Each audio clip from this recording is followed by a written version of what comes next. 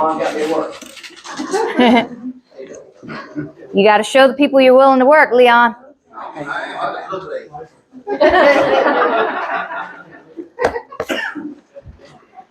All right, so before I kind of get into the actual IG's report, I figured that's what I'd talk about tonight just because it came out since last meeting.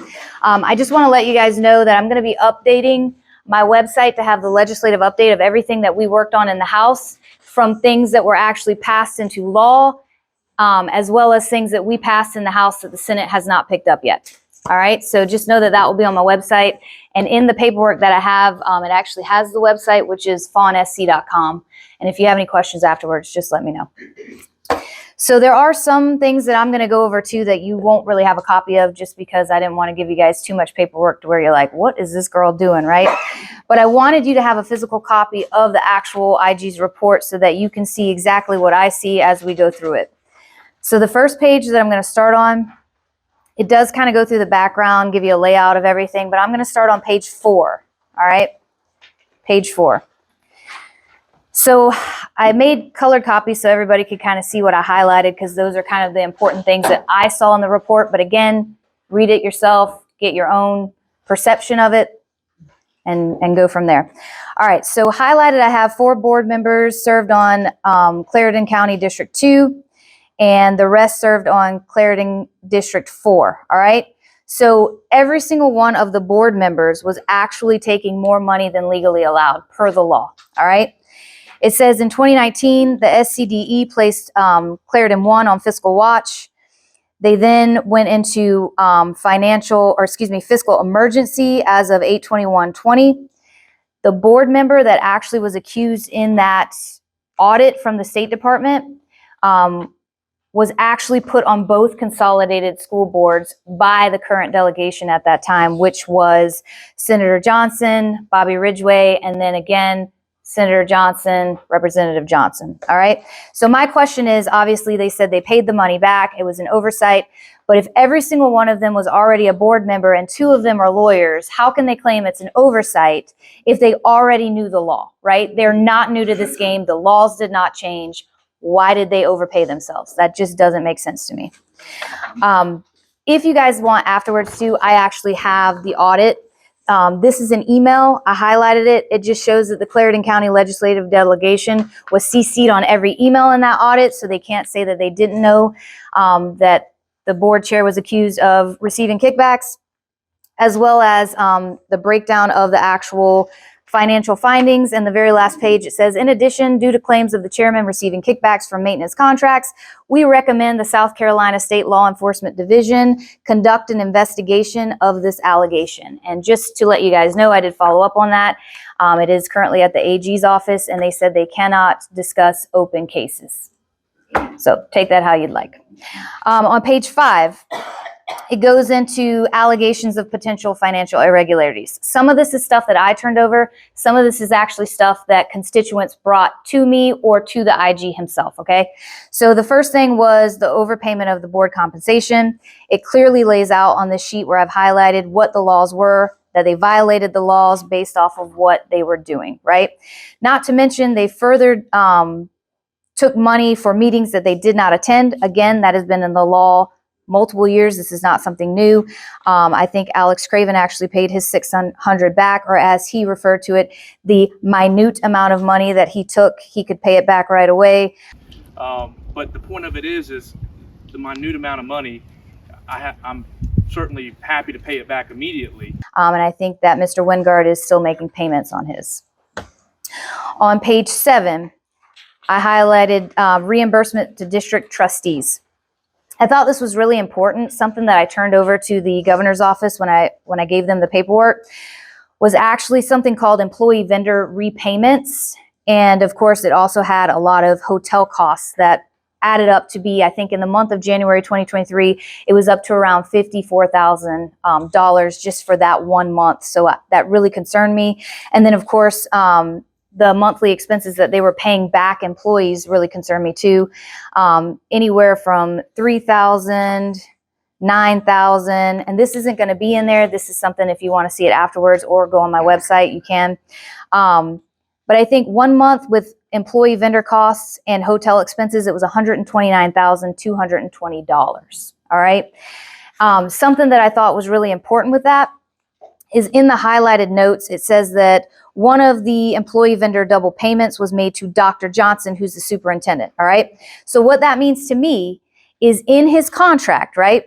He makes $225 base pay, and then he gets $1,000 in district allowance a month.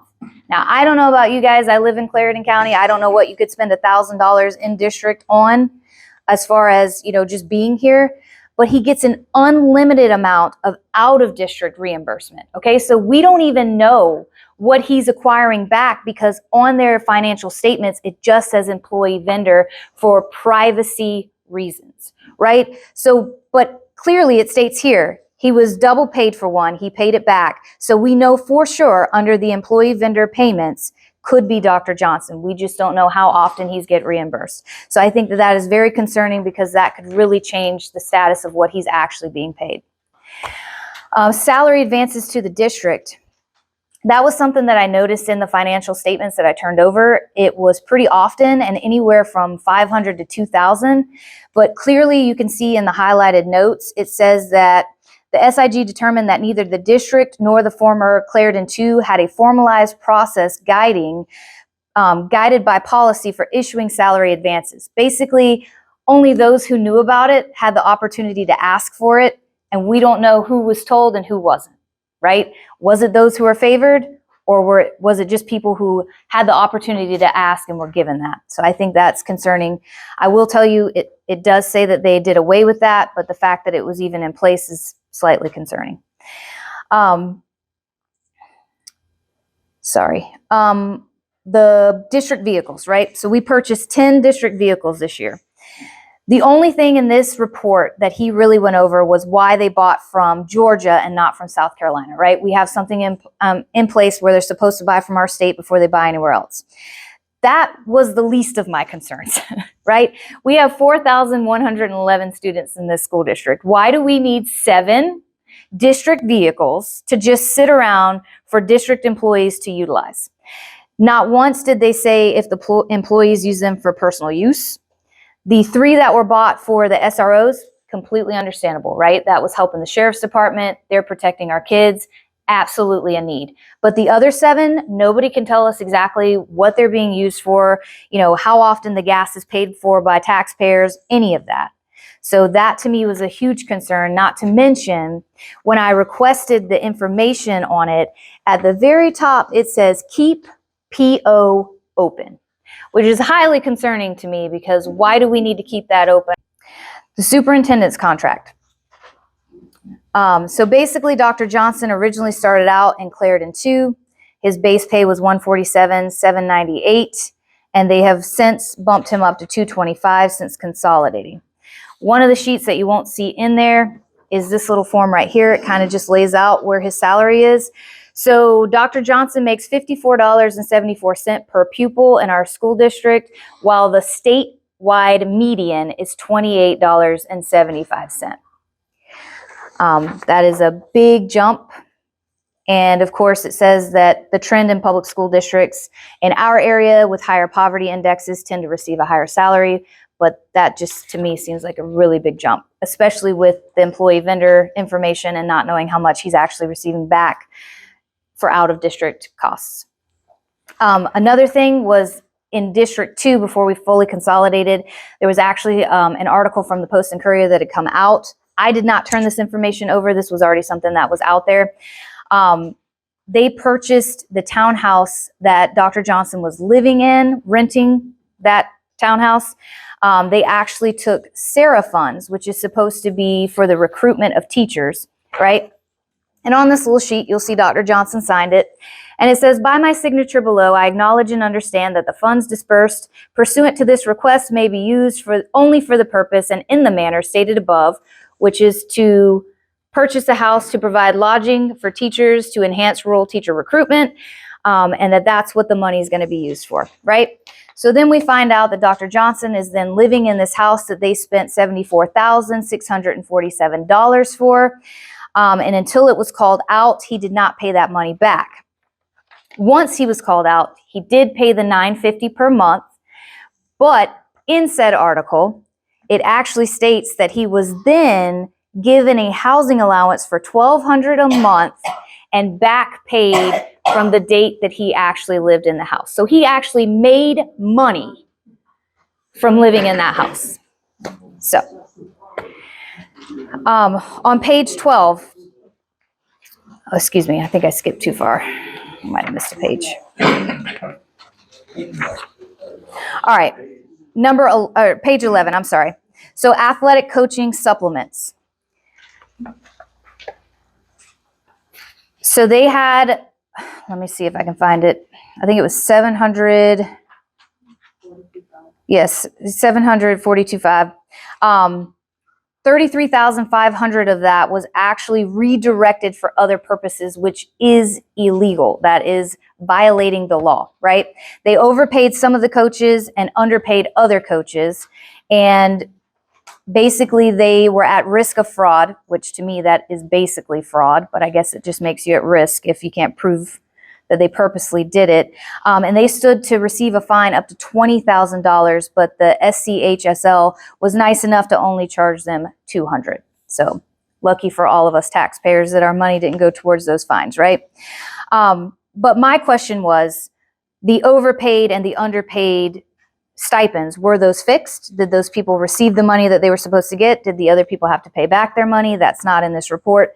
And I also thought it was very important that when going through this supplement list, I noticed that our very own voter registration director, Charmaine Anderson, who I didn't realize was a coach, was apparently paid a coaching stipend, as well as a few, like Charnette Brown, she was paid as head varsity football, JV football, head varsity basketball, head JV basketball. How can she hold all those positions at one time? That is interesting to me. There were certain, like, for example, we have a fishing team that doesn't exist in Somerton, but somebody received a fishing stipend.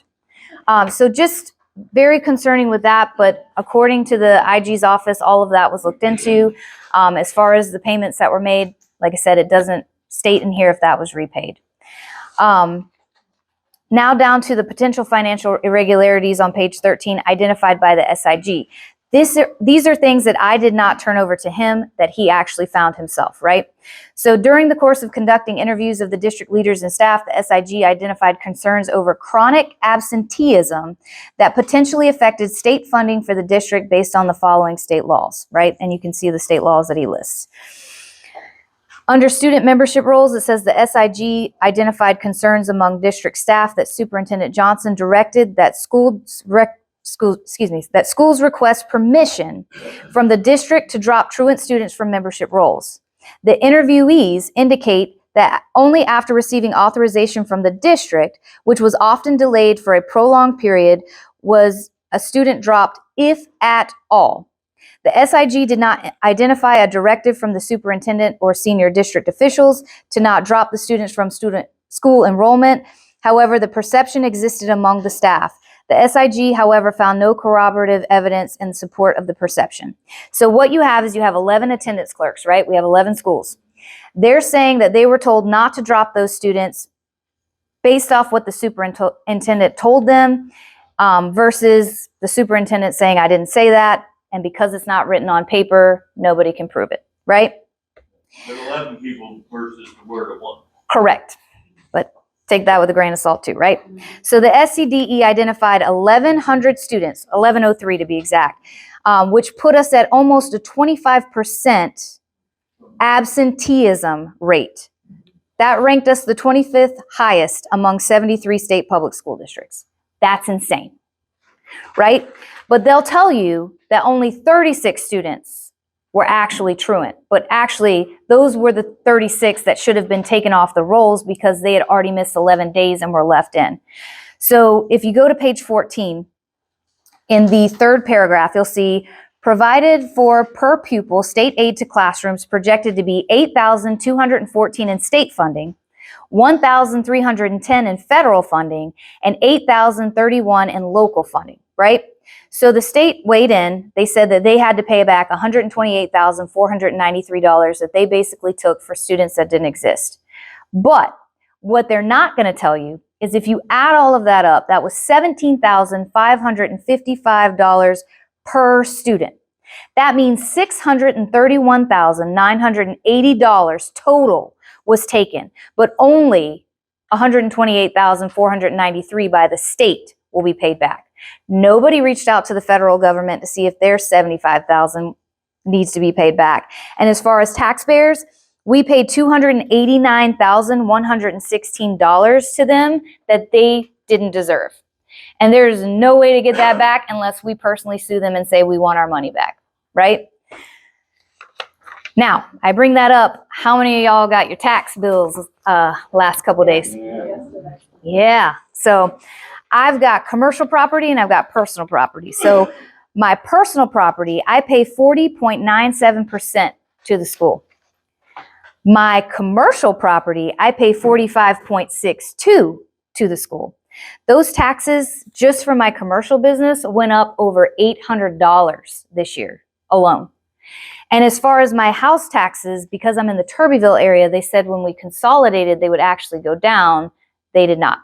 And I'd like to just throw out there that based off the website that the governor's office just alerted everyone to keep up with your school districts, we're 80% in poverty. So think about that.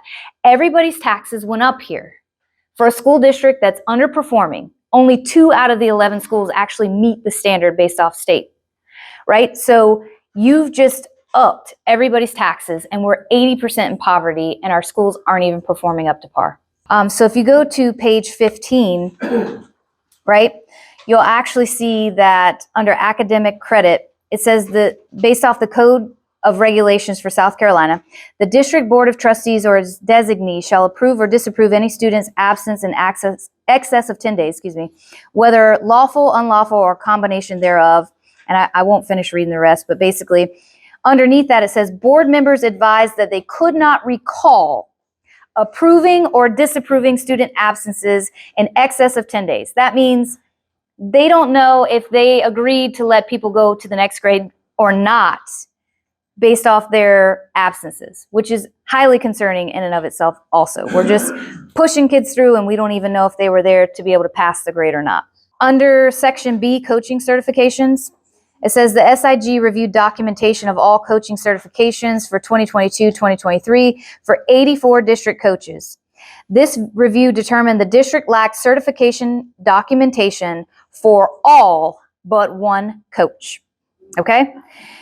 Now, under the second paragraph, you'll see that what they actually require them to have. The courses are number 1, concussion in sports. Number 2, heat illness prevention. Number 3, sudden cardiac arrest. Number 4, protecting student athletes from abuse, right? The district lacked documentation for 320 separate certifications for 83 coaches. If you flip on to page 16, it actually has a breakdown. But my question is this. What if a student went into cardiac arrest? Who's going to handle that? What if a student stopped breathing? Right? So he clearly states that they created a risk to student health and welfare. Under Section C, closure of unattended bank accounts. If you look at the little table 6, you'll see that they had $213,060.28 that were just sitting idle in old bank accounts. And in the highlighted section, it says, under each consolidation, each successor district failed to update the signature authorities on the accounts. This created a high risk for fraud and misappropriation of funds. What that means is the people that were allowed to access those accounts before, who might not even be involved anymore, were never taken off those bank accounts. They never updated that information. So people just had access to $213,000 of our money and no accountability.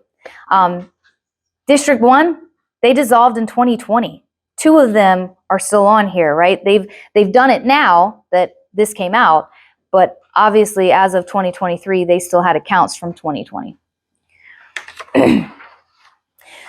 I say all of that. If you go over to page 18, it kind of just breaks down all of the findings. Not everything I kind of went over, but it just breaks it down one more time. And you can clearly state that it says they violated the law several times, to which I thought was very interesting that when they held their press conference, they said there was no misuse of funds, no fraud, nothing to be looked at here. Don't look at us. We're doing exactly what we should be. And I would highly disagree with that analysis. But like Claude said earlier, if you believe everything you read, you're going to end up believing things that aren't true.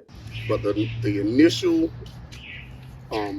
reason for the investigation was for financial irregularities, potential financial irregularities.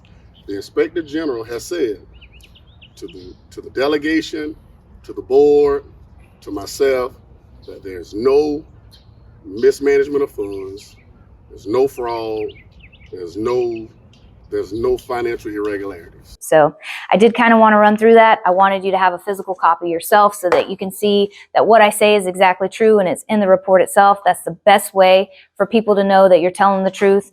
And for all the other documentation, if you want to look at it, I'll be here for a little bit. And if you have any questions, you're more than welcome to ask. I have several. Okay. It doesn't sound like the Inspector General really did his job. Well, that doesn't sound like a question. Are you asking my opinion? I'd rather not answer. Whose responsibility is it to make sure that that's reconciled? Well, here was my problem with the report. My question is this: are we allowing future school boards to realize that I can take taxpayers' dollars, I cannot do what I'm supposed to do, and all they'll do is give me a slap on the wrist and I can continue that behavior? That's my concern. We haven't fixed the problem. We're not even really, we're calling it out, but we didn't do anything. Well, wait a minute, I got several votes. Okay, All right, you know there are 2 lawyers on that board. correct. Anyone who is licensed in the state, like I am, we have a licensure board, and if people are doing things that are unethical or illegal, they're to be reported. Has this been reported? I have not personally reported it to the bar, but I think anybody can make a formal complaint to the bar. And more importantly, you bring up a really good point.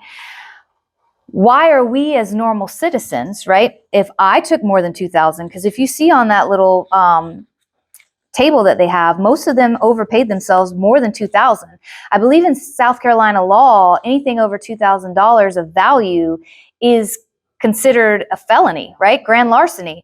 I'm going to jail if I take something worth $2,000 that doesn't belong to me. I think it's more like, well, I don't know, I do know it, the figure I can't remember exactly. Chapter 34, I think, of the code.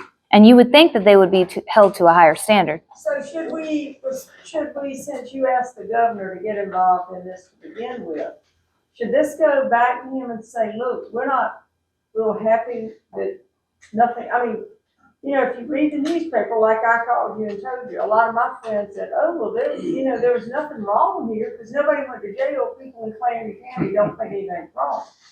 So I'm just wondering, what do we do now? I mean, I think if a lot of people were willing to write a letter to the governor, maybe we could get something done. I called for all of them to step down. Think about it. If I work in a bank and someone comes in and I give them a loan that they're not qualified for, right? Let's just take the $631,000 that they gave themselves of taxpayers, federal and state dollars, right? For kids that they knew weren't there, right? Based off these 11 employees who were saying, we knew they weren't there, we couldn't take them out, right? If I did that, I'm fired at best, going to jail possibly, right? But all of them feel completely entitled to stay in their positions and to tell me I should resign for requesting the investigation. Good morning. Again, I would like to repeat and reemphasize that the Inspector General did come down 120 business days and found no financial irregularity. Juan Pellegrino felt that it was the need to go to the governor with 2 thick binders, from what I understand, of things that will cause the board to step down. I would like to say at this time that being that there was nothing found and she's still continuing to twist the report and she continuing to say that the board, along with the superintendent, needs to step aside. I would like to say to Son Colorino, if she's watching or listening today, that she owes our senator, our superintendent, and this board a public apology for what she's trying to display in her tactics. Now, Fon Pellerino was sent to Columbia to represent Clarendon County. Now, I don't know whether she's a representative or investigator, legislator or investigator, but she's doing a poor job at both. So I call on her to have a public apology to everyone that she's offended, and I'm calling for her to resign.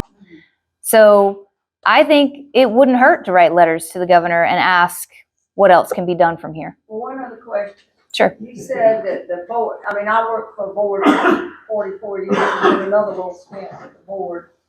And did I understand you right, that you said the board didn't know if they passed this or not? They didn't know if the children who were chronically absent, if they had actually approved or disapproved for them to move on. Well, I mean, all of our board meetings, my entire life in Clarendon, I can't remember about some, they were all taped. Correct. So why didn't the inspector general go back and look at the minutes? Well, I would assume that based off the fact that they said they didn't know, that to me is a no, because you're right. They could have easily went back to see if they did, but somehow I think they already knew that they didn't, because that's not something you would forget. Yes, ma'am. This never had an elected school board. There's nobody for them to ask. District 3 was elected. District 2 had a county board of education that used to choose.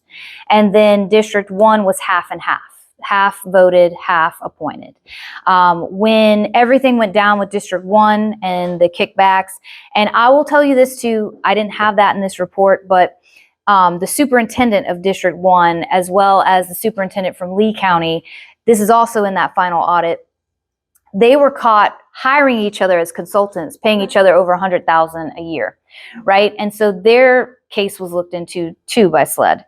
But again, when they decided to do away with that school board because they had so many issues, they had mismanaged, I think, $2 million. They decided to consolidate District 3 and 1, and instead of electing the school board then, they appointed them. It was then dissolved as far as the Clarendon County Board of Education, which then gave power to local delegation to choose that school board. Well, the governor vetoed it. Why? Because now they've put their hands in everything in Clarendon County, right?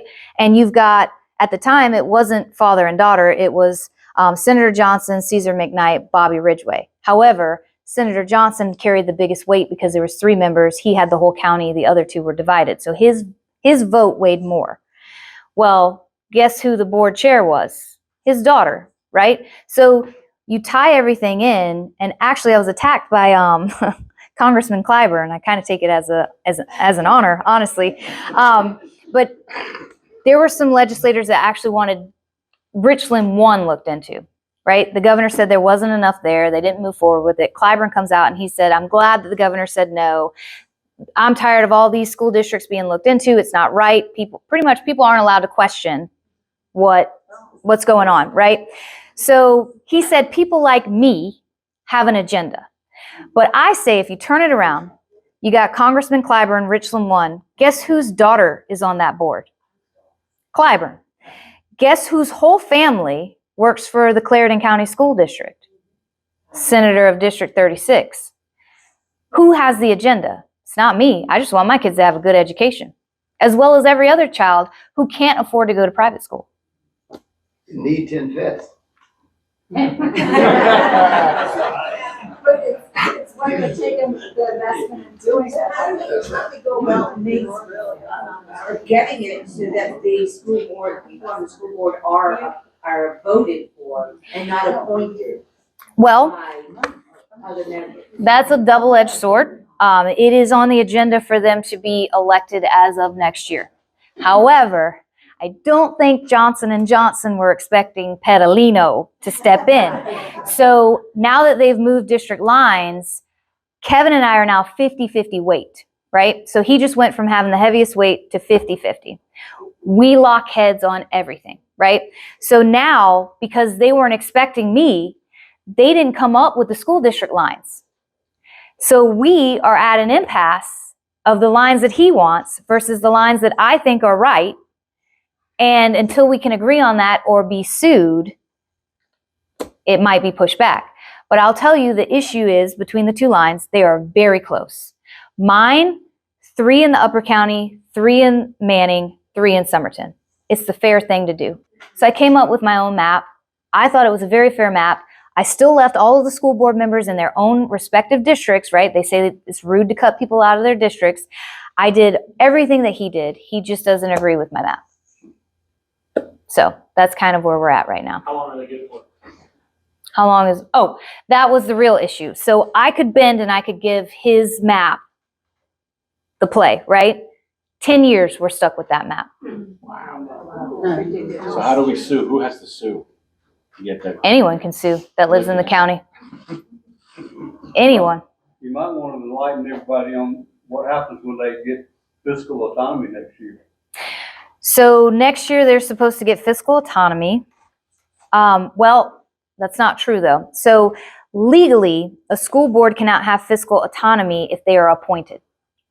So if they're not elected, they won't be getting fiscal autonomy. Good job. They'll have to answer to the board. But they wouldn't be the only school districts that have fiscal autonomy. Correct. And honestly, it's not a terrible thing as long as they're elected and we're having the voice behind them. But I do think it's a dangerous game when somebody doesn't answer to anybody with that type of stuff. So is the Attorney General looking into this or not? So the Attorney General said that he could not comment on the SLED investigation of the board chair from District 1. Which again, that was back from 2018. I don't know how long they're going to sit on things or why they haven't moved. Yes. We'll follow up with Delanne's question. How about any other irregularities?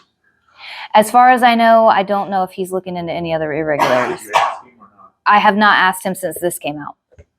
All right, well, that was all I had. I know that was a lot. I apologize. Hopefully it wasn't too much. If there's any documents you want to see that I have them here. And then I also have them on my website, again, fawnsc.com. Sure, well, I guess the question is, what's the plan to make sure that this Well, doesn't happen again? Here's the plan. If you miss As a meeting, you don't was get stated, Yeah. the superintendent stated the plan, and they have control of the finance. Right. If Well, we you don't had make control of the finances last time too, and this Okay, happened, but so. if we don't make a meeting, this is the Right. plan. You asked for a plan. Yes. If we do not make a meeting, we do not get the stipend. Plain and simple. So there will be nothing that have to be paid back. Right, but it happened, did- so what's the plan to get It the money happened. back? It happened. Right. Okay. Those, as you can see in the first form, or whatever you call it, the first chart, everybody is at a zero balance. That's not true. It's simple. If you look at the first graph, Well, I'm looking at the second graph. Okay, which says so let's there's talk about the first- $2,000 of taxpayer money yet paid let's back. talk about the first graph. Okay, so the first graph shows a zero balance. Okay, On that second graph that you're talking about, it says that 2 board members still owe. right, Okay, it's up to them to pay whatever back, right, to the district. right. Okay, and going forward, if we don't make a meeting, simply don't get paid. Right. The district did not have a plan for repayment of funds for meetings not attended by its trustees. Does the district not see that as a problem?